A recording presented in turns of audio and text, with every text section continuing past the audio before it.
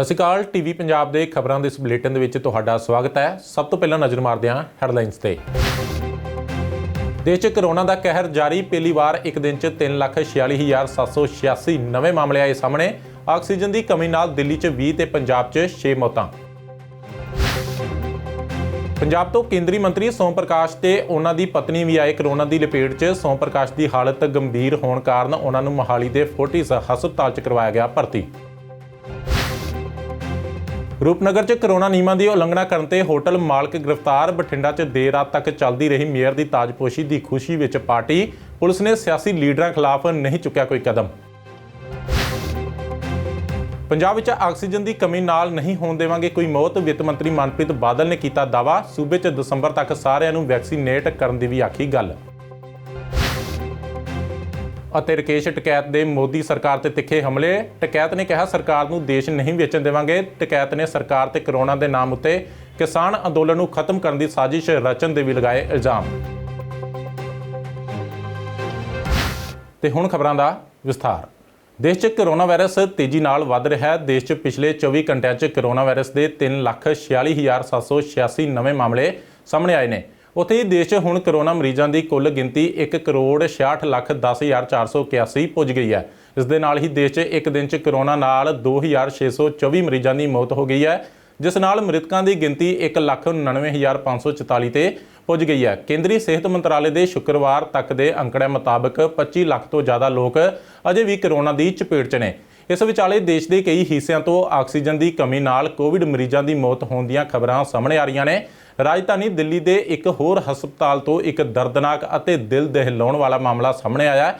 ਦਿੱਲੀ ਦੇ ਰੋਹਿਣੀ ਖੇਤਰ ਵਿੱਚ ਸਥਿਤ ਜੈਪੁਰ ਗੋਲਡਨ ਹਸਪਤਾਲ ਵਿੱਚ ਆਕਸੀਜਨ ਦੀ ਘਾਟ ਕਾਰਨ ਕਰੋਨਾ ਨਾਲ ਸੰਕਰਮਿਤ 20 ਮਰੀਜ਼ਾਂ ਦੀ ਮੌਤ ਹੋ ਗਈ। ਦਿੱਲੀ ਹਾਈ ਕੋਰਟ ਨੇ ਅੱਜ ਬੜੀ ਸਖਤੀ ਨਾਲ ਕਿਹਾ ਕਿ ਜੇ ਕੇਂਦਰ, ਰਾਜ ਜਾਂ ਸਥਾਨਕ ਪ੍ਰਸ਼ਾਸਨ ਦਾ ਕੋਈ ਅਧਿਕਾਰੀ ਆਕਸੀਜਨ ਦੀ ਸਪਲਾਈ ਵਿੱਚ ਰੁਕਾਵਟ ਪੈਦਾ ਕਰ ਰਿਹਾ ਤਾਂ ਅਸੀਂ ਉਸ ਨੂੰ ਫਾਂਸੀ ਦੇ ਦੇਵਾਂਗੇ। ਇਹ ਟਿੱਪਣੀ ਮਹਾਰਾਜਾ ਅਗਰਸੈਨ ਹਸਪਤਾਲ ਵੱਲੋਂ ਪਟੀਸ਼ਨ ਦੀ ਸੁਣਵਾਈ ਦੌਰਾਨ 2 ਮੈਂਬਰਾਂ ਦੀ ਬੈਂਚ ਨੇ ਕੀਤੀ। ਕੋਵਿਡ ਦੇ ਗੰਭੀਰ ਬਿਮਾਰ ਮਰੀਜ਼ਾਂ ਲਈ ਆਕਸੀਜਨ ਦੀ ਘਾਟ ਦੇ ਬਾਰੇ ਵਿੱਚ ਹਸਪਤਾਲ ਨੇ ਹਾਈ ਕੋਰਟ ਵਿੱਚ ਪਟੀਸ਼ਨ ਪਾਈ ਹੈ। ਅਦਾਲਤ ਨੇ ਦਿੱਲੀ ਸਰਕਾਰ ਨੂੰ ਕਿਹਾ ਕਿ ਉਹ ਦੱਸੇ ਕਿ ਆਕਸੀਜਨ ਦੀ ਸਪਲਾਈ ਨੂੰ ਕੌਣ ਰੋਕ ਰਿਹਾ ਹੈ ਤੇ ਕਿਹਾ ਅਸੀਂ ਉਸ ਬੰਦੇ ਨੂੰ ਫਾਹੇ ਲਾ ਦੇਵਾਂਗੇ ਅਤੇ ਇਸ ਮਾਮਲੇ 'ਚ ਕਿਸੇ ਨੂੰ ਵੀ ਨਹੀਂ ਬਖਸ਼ਾਂਗੇ। ਦੇਸ਼ ਵਿੱਚ ਆਕਸੀਜਨ ਦੀ ਕਮੀ ਦਾ ਗੰਭੀਰ ਸੰਕਟ ਪੈਦਾ ਹੋ ਗਿਆ ਹੈ। ਅੱਜ ਅੰਮ੍ਰਿਤਸਰ ਦੇ ਇੱਕ ਨਿੱਜੀ ਹਸਪਤਾਲ 'ਚ 6 ਮਰੀਜ਼ਾਂ ਦੀ ਆਕਸੀਜਨ ਦੀ ਕਮੀ ਨਾਲ ਤੜਫ ਕੇ ਮੌਤ ਹੋ ਗਈ। ਮਰੀਜ਼ਾਂ ਦੇ ਰਿਸ਼ਤੇਦਾਰਾਂ ਨੇ ਇਸ ਦੇ ਲਈ ਹਸਪਤਾਲ ਦੇ ਡਾਕਟਰਾਂ ਦੀ ਲਾਪਰਵਾਹੀ ਨੂੰ ਜ਼ਿੰਮੇਵਾਰ ਦੱਸਿਆ। ਦੂਜੇ ਪਾਸੇ ਹਸਪਤਾਲ ਪ੍ਰਬੰਧਨਾਂ ਦਾ ਕਹਿਣਾ ਸੀ ਕਿ ਪ੍ਰਸ਼ਾਸਨ ਸਰਕਾਰੀ ਹਸਪਤਾਲਾਂ 'ਚ ਆਕਸੀਜਨ ਦੀ ਸਪਲਾਈ ਯਕੀਨੀ ਬਣਾ ਰਿਹਾ ਹੈ, ਪਰ ਨਿੱਜੀ ਹਸਪਤਾਲਾਂ ਨੂੰ ਨਜ਼ਰਅੰਦਾਜ਼ ਕੀਤਾ ਜਾ ਰਿਹਾ ਹੈ। ਦੱਸਦੀ ਕਿ ਕੋਵਿਡ ਦੇ ਇੱਕਦਮ ਵਧੇ ਮਾਮਲਿਆਂ ਕਾਰਨ ਪੰਜਾਬ ਦੇ ਸਥਾਨਕ ਆਕਸੀਜਨ ਪਲਾਂਟ ਜ਼ਿੰਦਗੀ ਦੇਣ ਵਾਲੀ ਇਸ ਗੈਸ ਦੀ ਕਮੀ ਪੂਰੀ ਕਰਨ ਵਿੱਚ ਨਾਕਾਮ ਸਾਬਿਤ ਹੋ ਰਹੇ ਨੇ। ਪਤਾ ਕੀ ਕਰ ਰਹੇ ਆ ਕਿ ਡੈੱਡ ਬੋਡੀਆਂ ਫੇਰ ਮਿਲੀਆਂ, ਪਹਿਲਾਂ ਡਿਊਜ਼ ਕਲੀਅਰ ਕਰੋ। ਔਰ ਸ਼ਰਮ ਹੀ ਨਹੀਂ ਆ ਰਹੀ ਇਹਨਾਂ ਨੂੰ। ਕੋਈ ਇੱਥੇ ਅਧਿਕਾਰੀ ਨਹੀਂ। ਇੰਨੀ ਵੱਡੀ ਘਟਨਾ, 6 ਬੰਦੇ ਤੜਪ ਕੇ ਮਰੇ ਆ। ਸਾਡਾ ਬੰਦਾ ਤਾਂ ਨਹੀਂ ਆ ਜਾਣਾ, ਪਰ ਆਉਣ ਵਾਲੇ ਤਾਂ ਵੱਜ ਜਾਣ। ਆਕਸੀਜਨ ਦੀ ਘਾਟ ਨਾਲ ਪੰਜਾਬ ਵਿੱਚ ਵੀ ਹਾਹਾਕਾਰ ਮਚਣੀ ਸ਼ੁਰੂ ਹੋ ਗਈ ਹੈ। ਅੰਮ੍ਰਿਤਸਰ ਦੇ ਫਤਿਹਗੜ੍ਹ ਚੂੜੀਆਂ ਰੋਡ ਉੱਤੇ ਸਥਿਤ ਨੀਲਕੰਠ ਹਸਪਤਾਲ ਵਿੱਚ ਸ਼ਨੀਚਰਵਾਰ ਸਵੇਰੇ 6 ਕਰੋਨਾ ਪੋਜ਼ਿਟਿਵ ਮਰੀਜ਼ਾਂ ਦੀ ਆਕਸੀਜਨ ਦੀ ਘਾਟ ਨਾਲ ਮੌਤ ਹੋ ਗਈ। ਮ੍ਰਿਤਕਾਂ ਦੇ ਵਾਰਿਸਾਂ ਨੇ ਕਿਹਾ ਕਿ ਇਹ ਮੌਤਾਂ ਰਾਤ ਨੂੰ ਹੋਈਆਂ, ਪਰ ਇਸ ਬਾਰੇ ਦੱਸਿਆ ਸਵੇਰ ਵੇਲੇ ਗਿਆ। ਇਹ ਭੇਤ ਸਾਰੀ ਰਾਤ ਮਰੀਜ਼ਾਂ ਦੇ ਵਾਰਸਾਂ ਕੋਲੋਂ ਲੁਕਾ ਕੇ ਰੱਖਿਆ ਗਿਆ। ਸਵੇਰੇ ਜਿਉਂ ਹੀ ਮਰੀਜ਼ਾਂ ਦੇ ਵਾਰਸਾਂ ਨੂੰ ਇਸ ਬਾਰੇ ਪਤਾ ਲੱਗਾ, ਉਹ ਹਸਪਤਾਲ ਅੱਗੇ ਇਕੱਠੇ ਹੋ ਗਏ ਤੇ ਹਸਪਤਾਲ ਪ੍ਰਸ਼ਾਸਨ ਖਿਲਾਫ ਪੜਾਸ ਕੱਢੀ ਗਈ। ਫਿਲਹਾਲ ਲਾਸ਼ਾਂ ਬਾਹਰ ਕੱਢੀਆਂ ਜਾ ਰਹੀਆਂ ਨੇ। ਸਿਹਤ ਵਿਭਾਗ ਦੀ ਟੀਮ ਦਾ ਕਹਿਣਾ ਹੈ ਕਿ ਮਾਮਲੇ ਦੀ ਜਾਂਚ ਕੀਤੀ ਜਾਵੇਗੀ। ਇੱਕ ਮ੍ਰਿਤਕ ਮਰੀਜ਼ ਦੇ ਰਿਸ਼ਤੇਦਾਰ ਨੇ ਆਰੋਪ ਲਗਾਇਆ ਕਿ ਇਹ ਮੌਤਾਂ ਹਸਪਤਾਲ ਦੀ ਲਾਪਰਵਾਹੀ ਨਾਲ ਹੋਈਆਂ ਨੇ।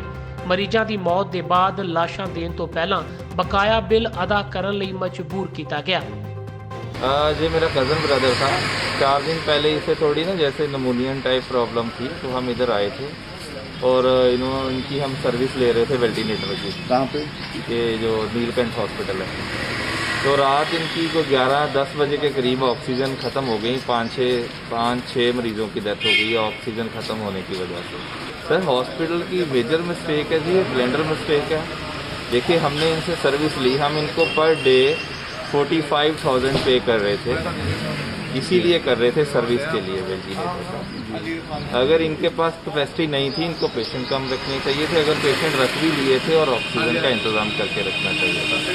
सेकेंडली, जब रात को ये सारा इंसिडेंट हुआ तो हमने सब डॉक्टर से या इनके स्टाफ से बात करने की कोशिश की, कोई भी सुन नहीं रहा था, कोई भी कुछ नहीं था। और सुबह ऊपर से अलग परेशान किया गया डेड बॉडी लेने के लिए कि हाँ ऐसे कर देंगे, कोविड में डाल देंगे, वो कर देंगे। इवन कि हमारे पेशेंट की कल जो रिपोर्ट आई है कोविड की पंजाब सरकार की लैब से, वो नेगेटिव आई है।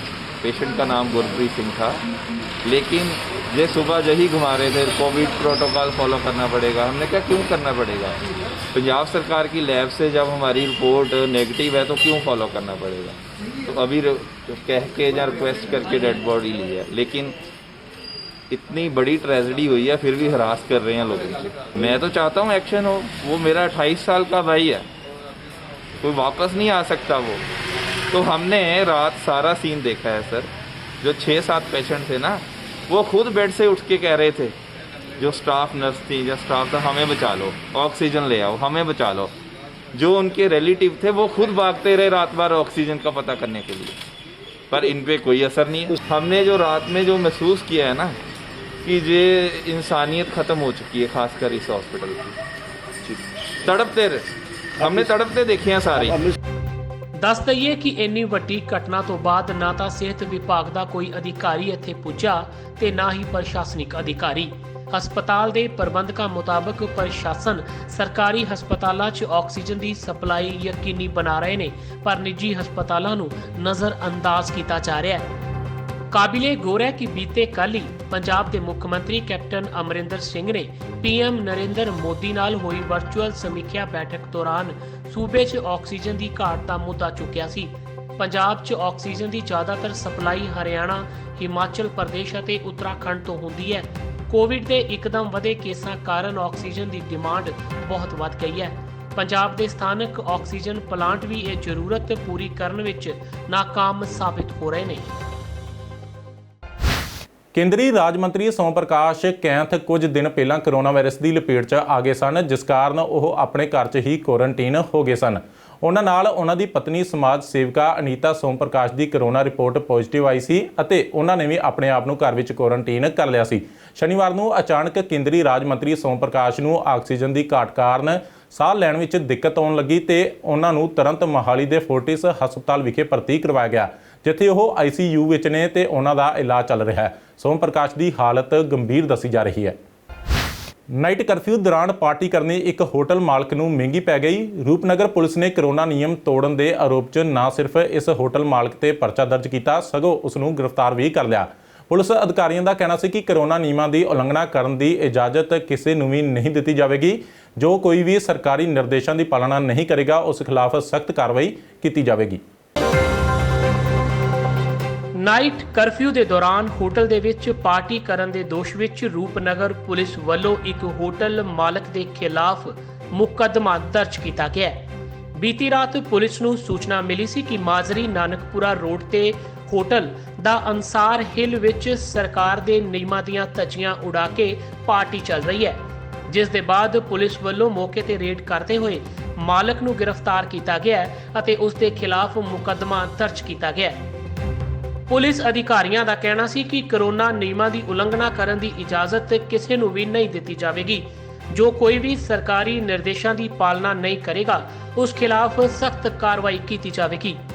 ਅਸੀਂ 2 ਪਰਚੇ ਦਰਜ ਕੀਤੇ ਆ ਜੀ। ਇੱਕ ਤਾਂ ਸਦਾਵਰਤ ਏਰੀਆ 'ਚ ਇੱਕ DJ ਚੱਲ ਰਿਹਾ ਸੀ, ਉੱਥੇ ਕਾਫੀ ਘੱਟ ਸੀ, ਉਸ ਅਗੇਂਸਟ ਕਾਰਵਾਈ ਕੀਤੀ ਗਈ ਹੈ, ਪਰਚਾ ਦਿੱਤਾ ਗਿਆ। ਤੇ ਇੱਕ ਅੰਸਾਰ ਹਿੱਲ ਇੱਕ ਰੈਸਟੋਰੈਂਟ ਹੈ, ਇਹ ਆਪਣਾ ਨਾਨਕਪੁਰਾ ਮਾਜਰੀ ਰੋਡ ਤੇ, ਉੱਥੇ ਵਾਇਲੇਸ਼ਨ ਸੀ, ਉੱਥੇ ਕੁਝ ਲੋਕਾਂ ਦਾ ਇਕੱਠ ਹੋਇਆ ਸੀ ਤੇ ਉੱਥੇ ਪਰਚਾ ਦਿੱਤਾ ਗਿਆ। ਇਹ DC ਸਾਹਿਬ ਦੇ ਹੁਕਮ ਨੇ ਜਿਹੜੇ ਉਹਨਾਂ ਦੀ ਉਲੰਘਣਾ ਕਰਦੇ ਹੋਏ ਜਿਹੜੇ ਪੰਜਾਬ ਗਵਰਨਮੈਂਟ ਦੀ ਗਾਈਡਲਾਈਨਸ ਨੇ ਕੋਵਿਡ ਦੀ ਵਾਇਲੇਸ਼ਨ ਦੇ, ਉਹਦੇ ਅਗੇਂਸਟ ਪਰਚਾ ਦਰਜ ਕੀਤਾ। ਸਰ ਜਾਂਚ ਵਿੱਚ ਹੋਰ ਵੀ ਅੱਗੇ ਧਾਰਾਵਾਂ ਜੋੜੀਆਂ ਹਜੇ ਕੇਸ ਦਰਜ ਕੀਤਾ, ਇਨਵੈਸਟੀਗੇਸ਼ਨ ਜੋ ਸਾਹਮਣੇ ਆਊਗਾ ਉਹ ਕੀਤੀ ਜਾਊਗੀ। ਦੂਜੇ ਪਾਸੇ ਬਲਾਕ ਸੰਮਤੀ ਮੈਂਬਰ ਰਮਨਦੀਪ ਸਿੰਘ ਨੇ ਕਿਹਾ ਕਿ ਹੋਟਲ ਮਾਲਕ ਨਿਯਮਾਂ ਦੀ ਉਲੰਘਣਾ ਕਰਕੇ ਨਾ ਸਿਰਫ ਮਹਾਮਾਰੀ ਫੈਲਾ ਰਿਹਾ ਸੀ, ਸਗੋਂ ਮਹਿਮਾਨਾਂ ਨੂੰ ਬਗੈਰ ਲਾਇਸੈਂਸ ਸ਼ਰਾਬ ਵੀ ਪਰੋਸ ਰਿਹਾ ਸੀ। ਇਸ ਲਈ ਹੋਟਲ ਮਾਲਕ ਦੇ ਖਿਲਾਫ ਐਕਸਾਈਜ਼ ਐਕਟ ਦੀ ਉਲੰਘਣਾ ਅਤੇ ਮਹਾਮਾਰੀ ਫੈਲਾਉਣ ਦੇ ਦੋਸ਼ਾਂ ਦੇ ਤਹਿਤ ਵੀ ਮਾਮਲਾ ਦਰਜ ਹੋਣਾ ਚਾਹੀਦਾ ਸੀ। FIR ਜਿਹੜੀ ਕੀਤੀ ਗਈ ਆ ਉਹ 188 ਦੇ ਅਧੀਨ ਕੀਤੀ। ਅਨਸਾਰ ਹਿੱਲ ਜੋ ਕਿ ਮਾਜੀ ਰੋਡ ਤੋਂ ਪਿੰਡ ਨਾਨਕਪੁਰੇ ਨੂੰ ਸੜਕ ਤੇ ਜਾਂਦੀ, ਉੱਥੇ ਇੱਕ ਹੋਟਲ ਹੈ ਜੀ। ਉੱਥੇ ਤਕਰੀਬਨ ਹੀ ਜਦੋਂ ਵੀ ਦੇਖੇ ਤਾਂ 10-20 ਗੱਡੀਆਂ ਖੜੀਆਂ ਹੁੰਦੀਆਂ। ਜਦੋਂ ਕੋਵਿਡ ਦਾ ਸਮਾਂ ਚੱਲ ਰਿਹਾ ਇਸ ਟਾਈਮ, ਸਰਕਾਰ ਤਾਂ ਵੈਸੇ ਹੀ ਕਹਿੰਦੀ ਹੈ ਕਿ ਕੋਵਿਡ ਦੇ ਅਧੀਨ ਜਿਹੜੀ ਪਾਲਣਾ ਕਰਨੀ ਚਾਹੀਦੀ ਹੈ, ਜੋ ਨਿਯਮ ਬਣਾਏ ਨੇ। ਪਰ ਅਨਸਾਰ ਹਿੱਲ ਵਾਲੇ ਜੋ ਵੀ ਆਜ਼ਾਦ ਖਾਨ ਨੇ, ਉਹਨਾਂ ਨੇ ਸ਼ਰੇਆਮ ਕਾਨੂੰਨ ਦੀ ਉਲੰਘਣਾ ਕਰਦੇ ਨੇ। 20-20 ਬੰਦੇ 30-30 ਬੰਦੇ ਬੈਠ ਕੇ ਉਹ ਪਾਰਟੀ ਕਰਦੇ ਨੇ। ਸ਼ਰਾਬ ਵੀ ਪਰੋਸੀ ਜਾਂਦੀ ਹੈ ਹਰ ਵੇਲੇ। ਔਰ ਇਸ ਸੰਬੰਧ ਵਿੱਚ ਜਦੋਂ ਵੀ ਬੰਦੇ ਸੈਰ ਸੂਰ ਕਰਨ ਆਉਂਦੇ ਨੇ, ਜਿਹੜੇ ਸਿਆਣੇ ਬੰਦੇ ਨੇ, ਸਿਟੀਜ਼ਨਸ ਨੇ, ਸੀਨੀਅਰ ਸਿਟੀਜ਼ਨ ਨੇ, ਉਹ ਜਦੋਂ ਆਉਂਦੇ ਨੇ ਉਹ ਕਈ ਵਾਰੀ ਵੀ ਸ਼ਿਕਾਇਤਾਂ ਕਰਦੇ ਨੇ ਵੀ ਇਹਨਾਂ ਨੂੰ ਥੋੜ੍ਹੀ ਰੋਕ ਟੋਕ ਕੀਤੀ ਜਾਵੇ ਤਾਂ ਕਿ ਜਿਹੜੀ ਮਹਾਂਮਾਰੀ ਫੈਲ ਰਹੀ ਹੈ ਉਹਨੂੰ ਰੋਕਿਆ ਜਾਵੇ। ਪਰੰਤੂ ਇਹ ਜਿਹੇ ਬੰਦੇ ਜਿਹੜੇ ਕਾਨੂੰਨ ਨੂੰ ਟਿੱਚ ਜਾਣਦੇ ਨੇ, ਪੁਲਿਸ ਵੱਲੋਂ ਕਾਰਵਾਈ ਕੀਤੀ 188 ਦੀ, ਪਰ ਇਹਦੇ ਖਿਲਾਫ ਇੱਕ ਮਹਾਂਮਾਰੀ ਦੇ ਅਧੀਨ ਜਿਹੜਾ ਕਾਨੂੰਨ ਬਣਿਆ ਹੈ, ਸਰਕਾਰ ਨੇ ਨਵਾਂ ਬਣਾਇਆ, ਉਹਦੇ ਸੰਬੰਧ 'ਚ ਉਹਦੇ 'ਤੇ ਪਰਚਾ ਕਰਨਾ ਚਾਹੀਦਾ ਅਤੇ ਐਕਸਾਈਜ਼ ਐਕਟ ਦੇ ਅਧੀਨ ਵੀ ਪਰਚਾ ਕਰਨਾ ਚਾਹੀਦਾ। ਉਹ ਬਿਨਾਂ ਲਾਇਸੈਂਸ ਤੋਂ ਦਾਰੂ ਬਣਾਉਂਦਾ ਹੈ, ਇਸ ਕਰਕੇ ਇਹਦੇ ਖਿਲਾਫ ਬਣਦੀ ਕਾਰਵਾਈ ਕਰਨੀ ਚਾਹੀਦੀ ਹੈ। ਦੱਸ ਦਈਏ ਕਿ ਸਰਕਾਰ ਵੱਲੋਂ ਵੱਧ ਰਹੇ ਕਰੋਨਾ ਦੇ ਕੇਸਾਂ ਨੂੰ ਲੈ ਕੇ ਹੋਟਲਾਂ, ਢਾਬਿਆਂ ਤੇ ਰੈਸਟੋਰੈਂਟਾਂ ਤੇ ਇਕੱਠ ਕਰਨ ਉੱਤੇ ਪਾਬੰਦੀ ਲਗਾਈ ਗਈ ਹੈ ਅਤੇ ਰਾਤੀ 8 ਵਜੇ ਤੋਂ ਬਾਅਦ ਨਾਈਟ ਕਰਫਿਊ ਦਾ ਐਲਾਨ ਕੀਤਾ ਗਿਆ ਹੈ। ਪਰੰਤੂ ਰੂਪਨਗਰ ਦੇ ਇਸ ਹੋਟਲ ਵਿੱਚ ਸਰਕਾਰੀ ਨਿਰਦੇਸ਼ਾਂ ਦੀਆਂ ਜੰਮ ਕੇ ਧੱਜੀਆਂ ਉਡਾਈਆਂ ਗਈਆਂ, ਜਿਸ ਦੀ ਸਜ਼ਾ ਹੁਣ ਹੋਟਲ ਮਾਲਕ ਨੂੰ ਭੁਗਤਣੀ ਹੋਵੇਗੀ। ਪੰਜਾਬ ਪੁਲਿਸ ਵੱਲੋਂ ਇੱਕ ਪਾਸੇ ਕੋਵਿਡ ਨਿਯਮਾਂ ਦੀ ਉਲੰਘਣਾ ਕਰਨ ਵਾਲੇ ਲੋਕਾਂ ਖਿਲਾਫ ਪਰਚੇ ਦਰਜ ਕੀਤੇ ਜਾ ਰਹੇ ਨੇ, ਤਾਂ ਦੂਜੇ ਪਾਸੇ ਲੱਗਦਾ ਹੈ ਕਿ ਸਿਆਸੀ ਲੀਡਰਾਂ ਨੂੰ ਨਿਯਮਾਂ 'ਚ ਵਿਸ਼ੇਸ਼ ਛੋਟ ਦਿੱਤੀ ਗਈ ਹੈ। ਬਠਿੰਡਾ ਦੇ ਇੱਕ ਨਿੱਜੀ ਪੈਲੇਸ 'ਚ ਨਾਈਟ ਕਰਫਿਊ ਲੱਗਣ ਦੇ ਬਾਅਦ ਵੀ ਦੇਰ ਰਾਤ ਤੱਕ ਇੱਕ ਪਾਰਟੀ ਚੱਲਦੀ ਰਹੀ। ਦੱਸਿਆ ਜਾ ਰਿਹਾ ਹੈ ਕਿ ਇਹ ਪਾਰਟੀ ਬਠਿੰਡਾ ਦੇ ਨਵੇਂ ਬਣੇ ਮੇਅਰ ਰਮਨ ਗੋਇਲ ਦੀ ਤਾਜਪੋਸ਼ੀ ਦੀ ਖੁਸ਼ੀ ਵਿੱਚ ਦਿੱਤੀ ਗਈ। ਇਸ ਪਾਰਟੀ 'ਚ ਕਰੀਬ 300 ਲੋਕਾਂ ਦਾ ਇਕੱਠ ਸੀ, ਜਿਨ੍ਹਾਂ ਵਿੱਚੋਂ ਜ਼ਿਆਦਾਤਰ ਪੰਜਾਬ ਦੀ ਸੱਤਾ ਧਿਰ ਨਾਲ ਸੰਬੰਧਿਤ ਸਨ। ਸਥਾਨਕ ਲੋਕਾਂ ਨੇ ਇਸ ਉੱਤੇ ਇਤਰਾਜ਼ ਜਤਾਉਂਦੇ ਹੋਏ ਕਿਹਾ ਕਿ ਪੁਲਿਸ ਵੱਲੋਂ ਸਿਰਫ ਗਰੀਬਾਂ ਨੂੰ ਕਰੋਨਾ ਨਿਯਮਾਂ ਦੇ ਨਾਮ ਉੱਤੇ ਪਰੇਸ਼ਾਨ ਕੀਤਾ ਜਾਂਦਾ ਹੈ, ਜਦਕਿ ਸਿਆਸੀ ਲੀਡਰਾਂ ਉੱਤੇ ਕੋਈ ਵੀ ਕਾਰਵਾਈ ਨਹੀਂ ਕੀਤੀ ਜਾਂਦੀ। ਤਾਂ ਡੇਲੀ ਪਾਰਟੀ ਹੁੰਦੀ ਹੈ ਉੱਥੇ। ਕੋਈ ਲੋਕ ਗਰੀਬ ਬੰਦਾ ਕੋਈ ਦੁਕਾਨ ਖੋਲਦਾ ਉਹਦੀ ਬੰਦ ਕਰਾ ਦਿੰਦੇ ਆ। ਇਹਨਾਂ ਵਾਸਤੇ ਖੁੱਲ੍ਹਾ ਜੀ। ਹੁਣ ਟਾਈਮ ਕਿੰਨਾ ਕੁ ਹੋਇਆ? ਟਾਈਮ ਦੇਖ ਲਓ ਜੀ ਤੁਸੀਂ, 9:30 ਹੋ ਗਏ। ਪਰ ਇਹਨਾਂ ਵਾਸਤੇ ਖੁੱਲ੍ਹਾ ਜੀ। ਤੇ ਲੀਡਰ ਹੀ ਆ ਸਕਦੇ ਇਸ ਵੇਲੇ, ਇਸ ਤੋਂ ਹੋਰ ਤਾਂ ਕੋਈ ਆਮ ਬੰਦਾ ਤਾਂ ਆ ਨਹੀਂ ਸਕਦਾ ਜੀ। ਕਿੰਨੇ ਕੁ ਜਣੇ ਅੰਦਰ ਦੇਖ ਲਓ ਤੁਸੀਂ, ਗੱਡੀਆਂ ਦੇਖੋ ਕਿੰਨੀਆਂ ਆਉਣਗੀਆਂ। ਇੱਕ ਗੱਡੀ 'ਚ ਮੰਨ ਲਓ 7 ਸੀਟਰ ਆ, ਉਹ 'ਚ 4 ਤਾਂ ਹੋਣਗੇ, 50 ਗੱਡੀਆਂ ਵੀ ਹੋਣਗੀਆਂ। ਦੇਖ ਲਓ, ਸਰਕਾਰ ਨੂੰ ਕਹਿਣਾ ਚਾਹੋਗੇ ਜਾਂ ਤਾਂ ਖੋਲ੍ਹ ਦਿਓ ਜਾਂ ਬੰਦ ਕਰ ਦਿਓ ਜਮਾਂ ਹੀ।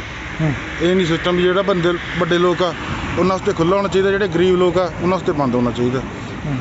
8 ਵਜੇ ਤੋਂ ਬਾਅਦ ਜਿਹੜੇ ਲੋਕ ਕੰਮ ਕਰਦੇ, 8 ਵਜੇ ਰੋਟੀ ਵਾਲੇ ਹੋ ਗਏ, ਢਾਬੇ ਹੋ ਗਏ, ਉਹਨਾਂ ਦਾ ਕੰਮ 8 ਵਜੇ ਤੋਂ ਬਾਅਦ ਚੱਲਦਾ।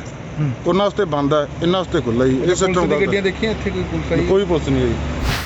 ਪੰਜਾਬ ਵਿੱਚ ਆਕਸੀਜਨ ਦੀ ਕਮੀ ਨਾਲ ਕੋਈ ਮੌਤ ਨਹੀਂ ਹੋਣ ਦਿੱਤੀ ਜਾਵੇਗੀ। ਵਿੱਤ ਮੰਤਰੀ ਮਨਪ੍ਰੀਤ ਸਿੰਘ ਬਾਦਲ ਨੇ ਇਹ ਗੱਲ ਬਠਿੰਡਾ 'ਚ ਮੇਅਰ, ਸੀਨੀਅਰ ਡਿਪਟੀ ਮੇਅਰ ਤੇ ਡਿਪਟੀ ਮੇਅਰ ਦੀ ਤਾਜਪੋਸ਼ੀ ਮੌਕੇ ਆਖੀ ਹੈ। ਮਨਪ੍ਰੀਤ ਬਾਦਲ ਨੇ ਕਿਹਾ ਕਿ ਬਠਿੰਡਾ ਵਿਖੇ ਲਗਾਇਆ ਗਿਆ ਆਕਸੀਜਨ ਪਲਾਂਟ ਇੱਥੇ ਦੇ ਸਥਾਨਕ ਲੋਕਾਂ ਦੀਆਂ ਲੋੜਾਂ ਨੂੰ ਪੂਰਾ ਕਰੇਗਾ। ਪੰਜਾਬ ਦੇ ਬਾਕੀ ਹਿੱਸਿਆਂ ਵਿੱਚ ਵੀ ਆਕਸੀਜਨ ਦੀ ਕਮੀ ਨੂੰ ਦੂਰ ਕਰਨ ਦੀ ਕੋਸ਼ਿਸ਼ ਕੀਤੀ ਜਾ ਰਹੀ ਹੈ। ਮਨਪ੍ਰੀਤ ਬਾਦਲ ਮੁਤਾਬਕ ਪੰਜਾਬ ਸਰਕਾਰ ਦੀ ਕੋਸ਼ਿਸ਼ ਹੈ ਕਿ ਸੂਬੇ 'ਚ ਦਸੰਬਰ ਤੱਕ ਹਰ ਕਿਸੇ ਨੂੰ ਕੋਰੋਨਾ ਰੋਕੂ ਵੈਕਸੀਨ ਲਗਾਈ ਜਾ ਸਕੇ। ਇਸ ਦੇ ਲਈ ਸਰਕਾਰ 100 ਕਰੋੜ ਰੁਪਏ ਖਰਚ ਕਰਨ ਜਾ ਰਹੀ ਹੈ। ਬਠਿੰਡਾ ਦਾ ਜਿਹੜਾ ਪਲਾਂਟ ਹੈ, ਔਰ ਮੈਂ ਡੀਸੀ ਸਾਹਿਬ ਨਾਲ ਮੀਟਿੰਗ ਮੈਂ ਪਬਲਿਕ ਮੀਟਿੰਗ 'ਚ ਵੀ ਇਹ ਗੱਲ ਕਹੀ ਸੀ ਕਿ ਉਹਦਾ ਸਾਰਾ ਜਿੰਨਾ ਵੀ ਉਹਦੀ ਪ੍ਰੋਡਕਸ਼ਨ ਹੈ ਉਹ ਬਠਿੰਡੇ ਜ਼ਿਲ੍ਹੇ ਵਾਸਤੇ ਅਸੀਂ ਰੱਖਣੀ ਹੈ ਔਰ ਇਹ ਇਨਸ਼ੋਰ ਕਰਾਂਗੇ। ਔਰ ਅੱਜ ਕੱਲ ਥੋੜੀ ਜਿਹੀ ਕਮੀ ਆਈ ਸੀ, ਅੱਜ ਫੇਰ ਪੂਰੀ ਹੋ ਗਈ ਹੈ ਔਰ ਅਸੀਂ ਇਨਸ਼ੋਰ ਕਰਾਂਗੇ ਕਿ ਆਕਸੀਜਨ ਦੀ ਵਜ੍ਹਾ ਨਾਲ, ਵੈਂਟੀਲੇਟਰ ਦੀ ਵਜ੍ਹਾ ਨਾਲ, ਬੈੱਡ ਦੀ ਵਜ੍ਹਾ ਨਾਲ ਕੋਈ ਕੀਮਤੀ ਜਾਨਾਂ ਜਿਹੜੀਆਂ ਉਹ ਜ਼ਾਇਆ ਨਾ ਜਾਣ। ਜੋ ਪਰਮਾਤਮਾ ਦੇ ਵੱਸ ਹੈ ਉਹਦੇ ਤਾਂ ਸਭ ਨੇ ਜ਼ੋਰ ਨਹੀਂ ਹੈ, ਬਟ ਜੋ ਇੱਕ ਸਰਕਾਰ ਜਾਂ ਜੋ ਇੱਕ ਭਾਈਚਾਰਾ ਕਰ ਸਕਦਾ ਹੈ ਉਹਦੇ 'ਚ ਅਸੀਂ ਕੋਈ ਕੁਤਾਹੀ ਨਹੀਂ ਕਰਾਂਗੇ। ਔਰ ਪੰਜਾਬ ਸਰਕਾਰ ਨੇ ਫੈਸਲਾ ਕੀਤਾ ਕਿ ਵੈਕਸੀਨੇਸ਼ਨ ਜਿਹੜੀ ਹੈ ਇਹ ਲੋਕਾਂ ਨੂੰ ਮੁਫਤ ਦਿੱਤੀ ਜਾਏਗੀ। ਔਰ ਮੈਂ ਸੀਐਮ ਸਾਹਿਬ ਨੇ ਮੈਨੂੰ ਹਿਦਾਇਤ ਕੀਤੀ ਹੈ ਕਿ ਪਹਿਲੇ ਫੇਜ਼ ਦੇ ਵਿੱਚ ਘੱਟੋ ਘੱਟ 1000 ਕਰੋੜ ਰੁਪਇਆ ਇਹਦੇ ਵਾਸਤੇ ਸਾਡੇ ਖਜ਼ਾਨੇ 'ਚੋਂ, ਤਾਂ ਕਿ ਲੋਕਾਂ ਨੂੰ ਮੈਂ ਅੱਜ ਤੁਹਾਡੇ ਰਾਹੀਂ ਇਹ ਅਪੀਲ ਕਰੂੰਗਾ ਕਿ ਵੈਕਸੀਨੇਸ਼ਨ ਤੋਂ ਘਬਰਾਉਣਾ ਨਹੀਂ। ਇਹ ਵੈਕਸੀਨੇਸ਼ਨ ਜਿਹੜੀ ਹੈ ਤੁਹਾਡੀ ਹਿਫਾਜ਼ਤ ਵਾਸਤੇ ਹੈ। ਇਹਦੇ ਫਾਇਦੇ ਆ। ਜਿਹੜੇ ਬੰਦੇ ਵੈਕਸੀਨੇਸ਼ਨ 'ਚ ਆ ਜਾਂਦੇ ਆ ਉਹਨਾਂ ਦੇ ਸਿੰਪਟਮ ਜਿਹੜੇ ਹੈ ਉਹ ਬੜੇ ਮਾਈਲਡ ਹੋ ਜਾਂਦੇ ਆ। ਔਰ ਵੈਕਸੀਨੇਸ਼ਨ ਦਾ ਅਮਲ ਹੈ, ਇਹਦੇ 'ਚ ਜਿੰਨੀ ਤੇਜ਼ੀ ਆ ਸਕਦੀ ਹੈ ਔਰ ਜਿੰਨੀ ਛੇਤੀ ਸਾਨੂੰ ਦਵਾਈ ਮਿਲ ਜਾਏਗੀ। ਔਰ ਕੱਲੀ ਇਹ ਨਹੀਂ ਕਿ ਜਿਹੜੀ ਤਾਂ ਭਾਰਤ ਸਰਕਾਰ ਵੱਲੋਂ ਆਉਂਦੀ ਹੈ, ਜਿਹੜੀ ਦੇਸ਼ ਵਿਦੇਸ਼ਾਂ 'ਚੋਂ ਵੀ ਦਵਾਈ ਆਉਣੀ ਹੈ ਉਹ ਅਸੀਂ ਖਰੀਦ ਕੇ ਔਰ ਪੰਜਾਬ ਦੇ ਲੋਕਾਂ ਨੂੰ ਇਹ ਮੁਫਤ ਜਿਹੜਾ ਹੈ ਟੀਕਾਕਰਨ ਦੀ ਮੁਹਿੰਮ ਜਿਹੜੀ ਹੈ ਇਹਨੂੰ ਸਰੰਜਾਮ ਦੇਵਾਂਗੇ ਔਰ ਮੈਂ ਆਸ ਕਰਦਾ ਕਿ ਦਸੰਬਰ ਦੇ ਮਹੀਨੇ ਤੱਕ ਪੂਰਾ ਪੰਜਾਬ ਜਿਹੜਾ ਕਵਰ ਹੋਣਾ ਚਾਹੀਦਾ। ਸੰਯੁਕਤ ਕਿਸਾਨ ਮੋਰਚੇ ਦੇ ਆਗੂ ਰਾਕੇਸ਼ ਟਕੈਤ ਨੇ ਕੇਂਦਰ ਸਰਕਾਰ ਤੇ ਵੱਡਾ ਹਮਲਾ ਬੋਲਿਆ। ਟਕੈਤ ਮੁਤਾਬਕ ਸਰਕਾਰ ਪੂਰਾ ਦੇਸ਼ ਅੰਬਾਨੀ ਤੇ ਅਡਾਨੀ ਨੂੰ ਵੇਚਣਾ ਚਾਹੁੰਦੀ ਹੈ। ਇਸ ਨੂੰ ਰੋਕਣ ਲਈ ਸੰਘਰਸ਼ ਤੇਜ਼ ਕਰਨਾ ਹੋਵੇਗਾ। ਟਕੈਤ ਨੇ ਕਿਹਾ ਕਿ ਹੁਣ ਇਹ ਲੜਾਈ ਸਿਰਫ ਕਿਸਾਨ ਦੀ ਨਹੀਂ ਸਗੋਂ ਸਮਾਜ ਦੇ ਹਰ ਵਰਗ ਦੀ ਬਣ ਚੁੱਕੀ ਹੈ ਜੋ ਇਸ ਦੇਸ਼ ਨੂੰ ਵਿਕਣ ਤੋਂ ਬਚਾਉਣਾ ਚਾਹੁੰਦੇ ਨੇ। ਟਕੈਤ ਨੇ ਸਰਕਾਰ ਉੱਤੇ ਕਿਸਾਨਾਂ ਨੂੰ ਕਰੋਨਾ ਦੇ ਨਾਮ ਉੱਤੇ ਡਰਾਉਣ ਦੇ ਵੀ ਆਰੋਪ ਲਗਾਏ। ਟਕੈਤ ਨੇ ਕਿਹਾ ਕਿ ਸਰਕਾਰ ਅੰਦੋਲਨ ਵਾਲੀ ਥਾਂ ਤੇ ਟੀਕਾਕਰਨ ਲਈ ਆਪਣੀ ਟੀਮ ਭੇਜ ਸਕਦੀ ਹੈ ਪਰ ਜਿੰਨੀ ਦੇਰ ਤੱਕ ਕਿਸਾਨਾਂ ਦੀਆਂ ਮੰਗਾਂ ਨਹੀਂ ਮੰਨੀਆਂ ਜਾਂਦੀਆਂ ਉਹ ਇੱਥੋਂ ਵਾਪਸ ਨਹੀਂ ਜਾਣਗੇ। ਸੰਯੁਕਤ ਕਿਸਾਨ ਮੋਰਚੇ ਦੇ ਆਗੂ ਰਾਕੇਸ਼ ਟਕੈਤ ਅੰਦੋਲਨ ਨੂੰ ਮਜ਼ਬੂਤ ਕਰਨ ਲਈ ਦੇਸ਼ ਭਰ ਦਾ ਦੌਰਾ ਕਰ ਰਹੇ ਨੇ। ਇਸੇ ਦੇ ਤਹਿਤ ਉਹ ਸਿਰਸਾ ਪਹੁੰਚੇ ਤਾਂ ਕਿਸਾਨਾਂ ਨੇ ਉਹਨਾਂ ਦਾ ਨਿੱਘਾ ਸਵਾਗਤ ਕੀਤਾ। ਇੱਥੇ ਮੀਡੀਆ ਨਾਲ ਗੱਲਬਾਤ ਦੌਰਾਨ ਟਕੈਤ ਨੇ ਕਿਹਾ ਕਿ ਖੇਤੀ ਕਾਨੂੰਨਾਂ ਵਿਰੁੱਧ ਪੂਰਾ ਦੇਸ਼ ਇਕਜੁੱਟ ਹੈ। ਇਹ ਇੱਕ ਵੱਡੀ ਲੜਾਈ ਹੈ। ਸਰਕਾਰ ਸਿਰਫ ਕਿਸਾਨਾਂ ਦੀਆਂ ਜ਼ਮੀਨਾਂ ਉੱਤੇ ਕਬਜ਼ਾ ਹੀ ਨਹੀਂ ਕਰਨਾ ਚਾਹੁੰਦੀ ਸਗੋਂ ਪੂਰਾ ਦੇਸ਼ ਵੇਚ ਰਹੀ ਹੈ। ਟਕੈਤ ਨੇ ਆਰੋਪ ਲਗਾਇਆ ਕਿ ਸਰਕਾਰ ਨੇ ਦੇਸ਼ ਦਾ ਸੌਦਾ ਅੰਬਾਨੀ ਤੇ ਅਡਾਨੀ ਨਾਲ ਕਰ ਲਿਆ। ਆਉਣ ਵਾਲੇ ਸਮੇਂ 'ਚ ਇਹ ਦੋਵੇਂ ਘਰਾਣੇ ਦੇਸ਼ ਉੱਤੇ ਰਾਜ ਕਰਨਗੇ। ਇਸ ਨੂੰ ਰੋਕਣ ਲਈ ਸੰਘਰਸ਼ ਤੇਜ਼ ਕਰਨਾ ਹੋਵੇਗਾ। ਟਕੈਤ ਨੇ ਕਿਹਾ ਕਿ ਹੁਣ ਇਹ ਲੜਾਈ ਸਿਰਫ ਕਿਸਾਨ ਦੀ ਨਹੀਂ ਸਗੋਂ ਸਮਾਜ ਦੇ ਹਰ ਵਰਗ ਦੀ ਬਣ ਚੁੱਕੀ ਹੈ ਜੋ ਇਸ ਦੇਸ਼ ਨੂੰ ਵਿਕਣ ਤੋਂ ਬਚਾਉਣਾ ਚਾਹੁੰਦੇ ਨੇ। हजारों जगह आंदोलन चल रहे हैं देश में, तो ये तो चलते रहेंगे। ये तो कर्नाटक से लगाकर तमिलनाडु और आंध्र सब जगह आंदोलन चल रहे हैं। और हम तो 3 कानून के लिए गए थे, हम एमएसपी पे कानून बनवाने के लिए गए थे, लेकिन देश के हालात तो बहुत खराब हैं। देश तो बेच दिया सारा का सारा। अभी आंध्र प्रदेश में गए, विशाखापट्टनम में 25,000 एकड़ ज़मीन वहाँ के किसानों ने एक स्टील प्लांट के लिए वहाँ पे दी, उसको बेच रहे हैं। वहाँ लोगों ने आंदोलन करा था कि स्टील प्लांट लगे, उसमें 32 लोग मारे गए थे, उस प्लांट को बेच रहे हैं। देश की कौन सी बड़ी संस्था नहीं जिसको नहीं बेचा? ये तो बेचने पर लग रहे हैं। अगर आम जनता खड़ी नहीं होगी तो ये देश बिकेगा और 2 के ही हाथों में देश बिकेगा। अडानी अंबानी के हाथ में पूरा देश बिकेगा, बड़ी बड़ी संस्थाएं बिकेगी। इसको देश को बचाना है, नौजवान को बचाना है, रोजगार को बचाना है, दलितों को बचाना है, महिलाओं को बचाना है, इनके अधिकारों को बचाना है, देश के संविधान को बचाना होगा तो लड़ना पड़ेगा, आंदोलन करना पड़ेगा, सड़क पे उतरना पड़ेगा। ਰਾਕੇਸ਼ ਟਕੈਤ ਨੇ ਕਿਹਾ ਕਿ ਕਰੋਨਾ ਤੇ ਅੰਦੋਲਨ ਦੋਵੇਂ ਅਲੱਗ-ਅਲੱਗ ਨੇ। ਸਰਕਾਰ ਕਿਸਾਨ ਅੰਦੋਲਨ ਨੂੰ ਖਤਮ ਕਰਨ ਲਈ ਕਰੋਨਾ ਦਾ ਡਰ ਵਿਖਾ ਰਹੀ ਹੈ ਪਰ ਕਿਸਾਨ ਇੱਥੋਂ ਵਾਪਸ ਨਹੀਂ ਜਾਣਗੇ। ਦਿੱਲੀ ਦੀਆਂ ਸਰਹੱਦਾਂ ਉੱਤੇ ਕਿਸਾਨਾਂ ਨੇ ਪਿੰਡ ਵਸਾ ਲਏ ਨੇ।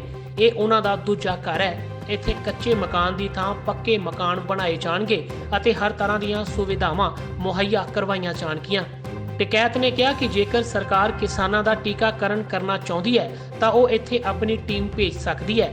ਜੋ ਕਿਸਾਨ ਟੀਕਾ ਲਗਵਾਉਣਾ ਚਾਹੁੰਦੇ ਨੇ ਉਹ ਲਗਾ ਸਕਦੇ ਨੇ। अपील मुख्यमंत्री कोई एडवाइजर बॉडी का मेंबर है हमारा, हम 5 महीने से बैठे हुए हैं किसान वहाँ पे, जो हमारे मसले हैं उसको समाधान कर दो। कोरोना और किसान इशू दोनों अलग अलग चीज़ें हैं। कोरोना में कोई बीमार होगा वो हॉस्पिटल में जाएगा, सरकार को हॉस्पिटल ठीक रखने चाहिए। आंदोलन से करनी है बात तो सरकार बात करेगी, जो हमारे इशू है उस पर बात करेगी। तो कोरोना और आंदोलन दोनों अलग अलग चीज़ें हैं। इंजेक्शन जहाँ तक वो है, हमने उनको कहा कि वहाँ पर अपनी टीम भेजो, लगवा लेंगे, जिसको लगवाना होगा लगवा लेगा। एक बार नहीं लगवा होगा दूसरे उसमें लगवा लेगा। आप भेजो टीम वहाँ पे। जो बंगाल में रैली हो रही तो वहाँ तो कोरोना है नहीं। बंगाल में मीटिंग करेंगे, बंगाल में पूर्ण रूप से काम करेंगे तो वहाँ पे कोरोना नहीं है। कोरोना अगर किसान मीटिंग करेगा तो उसमें कोरोना बताएगा। और वो हमारे घर हैं, अब वे हमारे स्थान बने हुए हैं, वहाँ पर हम रह रहे हैं। क्या गांव खाली करवा सकते हैं? भाई तो गांव जैसे ये गांव है ऐसे ही वो गांव है, धरना स्थल भी गांव है। ਰਾਕੇਸ਼ ਟਕੈਤ ਨੇ ਸਾਫ਼ ਕਰ ਦਿੱਤਾ ਹੈ ਕਿ ਕਿਸਾਨ ਆਪਣੀਆਂ ਮੰਗਾਂ ਪੂਰੀਆਂ ਹੋਣ ਤੱਕ ਦਿੱਲੀ ਬਾਰਡਰ ਤੋਂ ਵਾਪਸ ਨਹੀਂ ਜਾਣਗੇ। ਉਹਨਾਂ ਮੁਤਾਬਕ ਹੁਣ ਦੇਸ਼ ਵਿੱਚ ਕਣਕ ਦੀ ਕਟਾਈ ਦਾ ਕੰਮ ਲਗਭਗ ਮੁਕੰਮਲ ਹੋ ਚੁੱਕਾ ਹੈ। ਛੇਤੀ ਵੱਡੀ ਗਿਣਤੀ 'ਚ ਕਿਸਾਨ ਦੁਬਾਰਾ ਦਿੱਲੀ ਦੀਆਂ ਸਰਹੱਦਾਂ ਉੱਤੇ ਪਹੁੰਚਣਗੇ ਅਤੇ ਸਰਕਾਰ ਨੂੰ ਕਾਲੇ ਕਾਨੂੰਨ ਵਾਪਸ ਲੈਣ ਲਈ ਮਜਬੂਰ ਕਰਨਗੇ। ਸੂਬੇ ਦੀਆਂ ਅਨਾਜ ਮੰਡੀਆਂ 'ਚ ਕਿਸਾਨਾਂ ਦੀ ਹੋ ਰਹੀ ਖੱਜਲ ਖਵਾਰੀ ਦੇ ਵਿਰੋਧ 'ਚ ਸ਼੍ਰੋਮਣੀ ਅਕਾਲੀ ਦਲ ਵੱਲੋਂ ਅੱਜ ਪੰਜਾਬ ਭਰ ਦੇ ਡਿਪਟੀ ਕਮਿਸ਼ਨਰਾਂ ਨੂੰ ਮੰਗ ਪੱਤਰ ਸੌਂਪੇ ਗਏ। ਇਸ ਤਹਿਤ ਪਟਿਆਲਾ ਡਿਪਟੀ ਕਮਿਸ਼ਨਰ ਦੇ ਦਫ਼ਤਰ ਵਿਖੇ ਸਨੌਰ ਦੇ ਵਿਧਾਇਕ ਹਰਿੰਦਰਪਾਲ ਸਿੰਘ ਚੰਦੂਮਾਜਰਾ ਦੀ ਅਗਵਾਈ ਵਿੱਚ ਅਕਾਲੀ ਦਲ ਦਾ ਵਫਦ ਪਹੁੰਚਿਆ। ਅਕਾਲੀ ਆਗੂਆਂ ਦਾ ਕਹਿਣਾ ਸੀ ਕਿ ਕੈਪਟਨ ਸਰਕਾਰ ਕਿਸਾਨਾਂ ਦੀਆਂ ਮੁਸ਼ਕਲਾਂ ਦਾ ਹੱਲ ਕਰਨ ਵਿੱਚ ਨਾਕਾਮ ਸਾਬਿਤ ਹੋਈ ਹੈ। ਮੰਡੀਆਂ ਵਿੱਚ ਬਾਰਦਾਨੇ ਦੀ ਭਾਰੀ ਕਮੀ ਹੈ ਅਤੇ ਫਸਲਾਂ ਦੀ ਲਿਫਟਿੰਗ ਵੀ ਨਹੀਂ ਕੀਤੀ ਜਾ ਰਹੀ। ਚੰਦੂਮਾਜਰਾ ਨੇ ਕਿਹਾ ਕਿ ਇਸ ਵੇਲੇ ਦੇਸ਼ ਵਿੱਚ ਕਰੋਨਾ ਮਹਾਮਾਰੀ ਫੈਲੀ ਹੋਈ ਹੈ। ਕੈਪਟਨ ਸਰਕਾਰ ਵੱਲੋਂ ਕਿਸਾਨਾਂ ਨੂੰ ਭਿਆਨਕ ਬਿਮਾਰੀ ਤੋਂ ਬਚਾਉਣ ਦੇ ਇੰਤਜ਼ਾਮ ਵੀ ਨਹੀਂ ਕੀਤੇ ਗਏ। ਇੱਕ ਰੂਟੀਨ ਦਾ ਕੰਮ ਹੁੰਦਾ, ਜਦੋਂ ਕਣਕ ਦੀ ਖਰੀਦ ਸ਼ੁਰੂ ਹੋਣੀ ਹੁੰਦੀ ਆ, ਸਰਕਾਰ ਨੇ ਕੁਝ ਤਿਆਰੀਆਂ ਕਰਨੀਆਂ ਹੁੰਦੀਆਂ, ਜਿਨ੍ਹਾਂ 'ਚ ਸਭ ਤੋਂ ਅਹਿਮ ਤਿਆਰੀ ਬਾਰਦਾਨੇ ਦੀ ਹੁੰਦੀ ਆ। ਪਰ ਇਸ ਵਾਰੀ ਇਦਾਂ ਲੱਗਦਾ ਵੀ ਜਿਵੇਂ ਸਰਕਾਰ ਬਿਲਕੁਲ ਹੀ ਸੁੱਤੀ ਪਈ ਰਹੀ।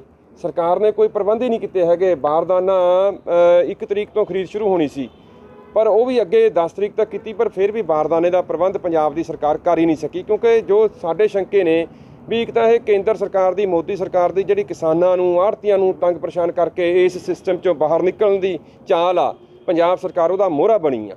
ਦੂਸਰੀ ਗੱਲ, ਇਹ ਜ਼ਿੰਮੇਵਾਰੀ ਬਣਦੀ ਸੀ ਫੂਡ ਸਪਲਾਈ ਮਿਨਿਸਟਰ ਆਸ਼ੂ ਜੀ ਦੀ, ਤੇ ਉਹ ਆਪਣੀ ਜ਼ਿੰਮੇਵਾਰੀ ਨਿਭਾਉਣ ਦੇ ਵਿੱਚ ਬੁਰੀ ਤਰ੍ਹਾਂ ਨਾਲ ਅਸਫਲ ਹੋਏ ਨੇ। ਉਹ ਵੀ ਉਸ ਸਮੇਂ ਦੌਰਾਨ ਜਦੋਂ ਸਰਕਾਰ ਕਹਿੰਦੀ ਆ ਵੀ ਕਰੋਨਾ ਕਾਲ ਚੱਲ ਰਿਹਾ, ਕਰੋਨਾ ਦਾ ਸੰਕਟ ਆ, ਤੇ ਜ਼ਿੰਮੇਵਾਰੀ ਤੁਹਾਨੂੰ ਹੋਰ ਮੁਸ਼ਤੈਦੀ ਨਾਲ ਨਿਭਾਉਣੀ ਚਾਹੀਦੀ ਸੀਗੀ, ਪਰ ਤੁਸੀਂ ਆਮ ਰੂਟੀਨ ਦੇ ਕੰਮ ਵੀ ਨਹੀਂ ਕਰ ਸਕੇ। ਮੰਡੀਆਂ ਦੇ ਵਿੱਚ ਤੁਹਾਡੀ ਗੈਰ ਜ਼ਿੰਮੇਵਾਰਾਨਾ ਅਪਰੋਚ ਕਰਕੇ ਮੰਡੀਆਂ ਦੇ ਵਿੱਚ ਬਾਰਦਾਨਾ ਨਹੀਂ ਪਹੁੰਚਿਆ, ਮੰਡੀਆਂ ਦੇ ਵਿੱਚ ਖਰੀਦ ਪ੍ਰੋਪਰ ਨਹੀਂ ਹੋਈ, ਅੱਜ ਮੰਡੀਆਂ 'ਚ ਲਿਫਟਿੰਗ ਨਹੀਂ ਹੋ ਰਹੀ, ਪੇਮੈਂਟ ਪ੍ਰੋਪਰ ਨਹੀਂ ਹੋ ਰਹੀ ਹੈਗੀ।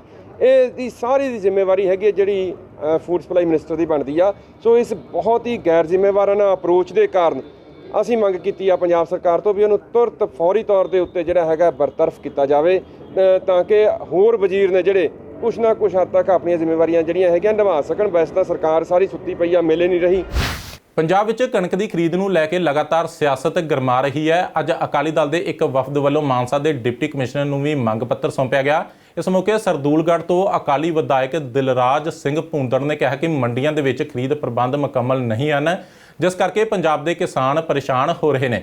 ਕਿਸਾਨਾਂ ਨੂੰ ਨਾ ਤਾਂ ਬਾਰਦਾਨਾ ਮਿਲ ਰਿਹਾ ਅਤੇ ਨਾ ਹੀ ਫਸਲਾਂ ਦੀ ਲਿਫਟਿੰਗ ਹੋ ਰਹੀ ਹੈ। ਉਹਨਾਂ ਕੈਪਟਨ ਸਰਕਾਰ ਨੂੰ ਹਰ ਮੋਰਚੇ ਤੇ ਫੇਲ ਦੱਸਿਆ ਅਤੇ ਕਿਸਾਨਾਂ ਦੀਆਂ ਮੁਸ਼ਕਲਾਂ ਦਾ ਹੱਲ ਨਾ ਹੋਣ ਦੀ ਸੂਰਤ ਵਿੱਚ ਵਿਰੋਧ ਪ੍ਰਦਰਸ਼ਨ ਕਰਨ ਦੀ ਚੇਤਾਵਨੀ ਦਿੱਤੀ। ਪਿੱਛੇ ਜੇ ਜੋ ਸਰਕਾਰ ਨੇ ਪੰਜਾਬ ਦੀ ਨੇ ਬਹੁਤ ਵੱਡੇ ਵੱਡੇ ਦਾਅਵੇ ਕੀਤੇ ਵੀ ਸਾਰੇ ਇੰਤਜ਼ਾਮ ਕਰ ਰੱਖੇ ਪੂਰੇ, ਉਸ ਅਧੀਨ ਜਿੱਥੇ ਸਰਦਾਰ ਸੁਖਬੀਰ ਸਿੰਘ ਜੀ ਬਾਦਲ ਸਾਹਿਬ ਦੇ ਆਦੇਸ਼ 'ਚ ਅਸੀਂ ਸਾਰੇ ਪੰਜਾਬ ਲੈਵਲ ਤੇ ਸਾਰੇ ਨੁਮਾਇੰਦੇ ਸ਼੍ਰੋਮਣੀ ਅਕਾਲੀ ਦਲ ਦੇ ਮੰਗ ਪੱਤਰ ਦੇ ਰਹੇ ਹਾਂ। ਉਸ ਦੇ ਵਿੱਚ ਜਦੋਂ ਮਾਨਸਾ ਦੇਖਦੇ ਹਾਂ, ਇੱਥੇ ਜਦੋਂ ਤੁਸੀਂ ਗਰਾਊਂਡ ਤੇ ਜਾ ਕੇ ਦੇਖੋ ਫਿਰ ਪਤਾ ਲੱਗਦਾ ਸਾਰਾ ਸਰਕਾਰ ਦਾ ਸਿਸਟਮ ਫੇਲ ਹੋ ਗਿਆ। 12-15 ਦਿਨ ਹੋ ਗਏ, ਨਾ ਉਹਨਾਂ ਦਾ ਕਿਤੇ ਪ੍ਰੋਪਰ ਬੈਠਣ ਦਾ ਇੰਤਜ਼ਾਮ, ਨਾ ਕੋਈ ਲਿਫਟਿੰਗ, ਨਾ ਉਹਨਾਂ ਦੀਆਂ ਕੋਈ ਪੇਮੈਂਟਾਂ। ਇੱਥੋਂ ਤੱਕ ਕਿ ਜਿਹੜੇ ਜ਼ਿਮੀਂਦਾਰਾਂ ਜਾ ਕੇ ਬੈਠੇ ਵੀ 8-8 10-10 ਦਿਨ ਹੋ ਗਏ, ਰਾਤ ਨੂੰ ਮੱਛਰ ਲੜਦਾ। ਬਿਮਾਰੀ ਅੱਜ ਕੱਲ੍ਹ ਇੰਨੀ ਚੱਲੀ ਜਾਂਦੀ ਹੈ, ਜਿੱਥੇ ਸਾਰਾ ਹੈਗਾ ਇਸ ਹਾਲਾਤ ਚਾਹੀਦਾ ਤਾਂ ਇਹ ਵੀ ਅੱਡ ਕਰਕੇ ਸਾਰਿਆਂ ਦਾ ਛੇਤੀ ਹੱਲ ਕੱਢਿਆ ਜਾਵੇ, ਬਲਕਿ ਉਹਨਾਂ ਨੂੰ ਇਕੱਠੇ ਕਰਕੇ ਉੱਥੇ ਬਿਠਾਈ ਬੈਠੇ। ਉਹੀ ਹਾਲ ਮਜ਼ਦੂਰਾਂ ਦੀ ਹੈ, ਉਹਨਾਂ ਦੀਆਂ ਪੇਮੈਂਟਸ ਨਹੀਂ ਆ ਰਹੇ। ਕੁੱਲ ਮਿਲਾ ਕੇ ਸਰਕਾਰ ਦਾ ਸਾਰਾ ਢਾਂਚਾ ਫੇਲ ਹੋ ਗਿਆ। ਲਾਲਚੀ ਏਜੰਟਾਂ ਦੇ ਧੋਖੇ ਦਾ ਸ਼ਿਕਾਰ ਨੌਜਵਾਨਾਂ ਦੀ ਇੱਕ ਵਾਰ ਫਿਰ ਦੁਬਈ ਦੇ ਸਮਾਜ ਸੇਵੀ ਡਾਕਟਰ SP ਸਿੰਘ ਓਬਰਾਏ ਨੇ ਬਾਂਹ ਫੜੀ ਹੈ। ਇਹ ਨੌਜਵਾਨ ਦੁਬਈ 'ਚ ਚੰਗੇ ਭਵਿੱਖ ਲਈ ਨੌਕਰੀ ਕਰਨ ਪਹੁੰਚੇ ਸਨ, ਪਰ ਏਜੰਟਾਂ ਦੇ ਧੋਖੇ ਕਾਰਨ ਆਪਣਾ ਸਭ ਕੁਝ ਲੁਟਾ ਬੈਠੇ। ਹੁਣ ਡਾਕਟਰ ਓਬਰਾਏ ਦੀ ਮਦਦ ਨਾਲ ਇਹ ਲੋਕ ਘਰ ਆਪਣੇ ਵਾਪਸ ਗੁਰਦਾਸਪੁਰ ਪਹੁੰਚੇ ਨੇ। ਇਸ ਮੌਕੇ ਜਿੱਥੇ ਉਹਨਾਂ ਡਾਕਟਰ ਓਬਰਾਏ ਦਾ ਧੰਨਵਾਦ ਕੀਤਾ, ਉੱਥੇ ਸਰਕਾਰ ਨੂੰ ਲਾਲਚੀ ਏਜੰਟਾਂ ਖਿਲਾਫ ਕਾਰਵਾਈ ਕਰਨ ਦੀ ਅਪੀਲ ਕੀਤੀ। ਦੁਬਈ ਦੇ ਪ੍ਰਸਿੱਧ ਕਾਰੋਬਾਰੀ ਅਤੇ ਸਰਬੱਤ ਦਾ ਭਲਾ ਚੈਰੀਟੇਬਲ ਟਰਸਟ ਦੇ ਮੁਖੀ ਡਾਕਟਰ SP ਸਿੰਘ ਓਬਰਾਏ ਨੇ ਇੱਕ ਵਾਰ ਮੁੜ ਲੋੜਵੰਦਾਂ ਦਾ ਮਸੀਹਾ ਬਣਦਿਆਂ ਲਾਲਚੀ ਏਜੰਟਾਂ ਦੇ ਧੋਖੇ ਦਾ ਸ਼ਿਕਾਰ ਹੋਏ 6 ਬੇਵਸ ਨੌਜਵਾਨ ਲੜਕੇ ਲੜਕੀਆਂ ਨੂੰ ਆਪਣੀ ਜੇਬ ਵਿੱਚੋਂ ਵੱਡੀ ਰਕਮ ਖਰਚ ਕਰਕੇ ਦੁਬਈ ਤੋਂ ਸੁਰੱਖਿਅਤ ਵਾਪਸ ਵਤਨ ਪੁੱਜਦਾ ਕੀਤਾ। ਇਹਨਾਂ ਵਿੱਚੋਂ 4 ਨੌਜਵਾਨ ਗੁਰਦਾਸਪੁਰ ਦੇ ਪਿੰਡ ਸ਼ੰਕਰਪੁਰ ਨਾਲ ਸੰਬੰਧਿਤ ਨੇ। ਟਰਸਟ ਦੀ ਗੁਰਦਾਸਪੁਰ ਇਕਾਈ ਦੇ ਪ੍ਰਧਾਨ ਰਵਿੰਦਰ ਸਿੰਘ ਮਠਾਰੂ ਨੇ ਦੱਸਿਆ ਕਿ ਲਾਲਚੀ ਏਜੰਟਾਂ ਦੇ ਚੁੰਗਲ 'ਚ ਫਸੇ ਇਹਨਾਂ ਨੌਜਵਾਨਾਂ ਨੇ ਡਾਕਟਰ ਓਬਰਾਏ ਨੂੰ ਆਪਣੇ ਮਾੜੇ ਹਾਲਾਤਾਂ ਬਾਰੇ ਦੱਸ ਕੇ ਵਾਪਸ ਭਾਰਤ ਭੇਜਣ ਲਈ ਬੇਨਤੀ ਕੀਤੀ ਸੀ, ਜਿਸ ਉੱਤੇ ਤੁਰੰਤ ਕਾਰਵਾਈ ਕਰਦਿਆਂ ਉਹਨਾਂ ਨੇ ਆਪਣੇ ਪੱਲਿਓਂ ਇਹਨਾਂ ਦੇ ਇਮੀਗ੍ਰੇਸ਼ਨ, ਓਵਰਸਟੇ ਤੇ ਕਰੋਨਾ ਟੈਸਟ ਆਦਿ ਦੇ ਖਰਚ ਤੋਂ ਇਲਾਵਾ ਭਾਰਤ ਆਉਣ ਲਈ ਹਵਾਈ ਟਿਕਟਾਂ ਦਾ ਵੀ ਪ੍ਰਬੰਧ ਕੀਤਾ। ਉਹਨਾਂ ਮਾਪਿਆਂ ਨੂੰ ਅਪੀਲ ਕੀਤੀ ਕਿ ਉਹ ਚੰਗੀ ਤਰ੍ਹਾਂ ਘੋਖ ਕਰਨ ਉਪਰੰਤ ਹੀ ਆਪਣੇ ਬੱਚੇ ਵਿਦੇਸ਼ ਭੇਜਣ।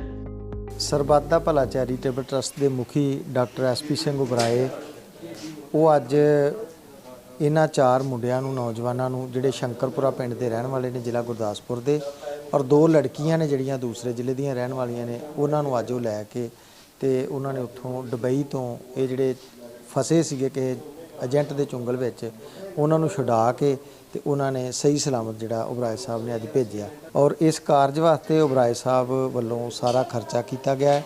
ਇਹਨਾਂ ਦਾ ਉੱਥੇ ਜਿਹੜਾ ਇਹਨਾਂ ਨੂੰ ਕੋਈ ਪਲੰਟੀ ਸੀਗੀ ਉਹ ਵੀ ਉਹਨਾਂ ਨੇ ਜਮ੍ਹਾਂ ਕਰਾਈ ਆ, ਇਹਨਾਂ ਦਾ ਮੈਡੀਕਲ ਔਰ ਇਹਨਾਂ ਦਾ ਰਹਿਣਾ ਸਹਿਣਾ, ਖਾਣਾ ਪੀਣਾ ਔਰ ਆਉਣ ਦਾ ਜਿਹੜਾ ਸਾਰਾ ਖਰਚਾ ਹੈ ਉਹ ਕਰਕੇ ਤੇ ਓਬਰਾਏ ਸਾਹਿਬ ਨੇ ਅੱਜ ਇਹ 4 ਨੌਜਵਾਨ ਤੇ 2 ਲੜਕੀਆਂ ਨੂੰ ਜਿਹੜਾ ਉਹ ਛਡਾ ਕੇ ਉੱਥੋਂ ਤੇ ਭੇਜਿਆ।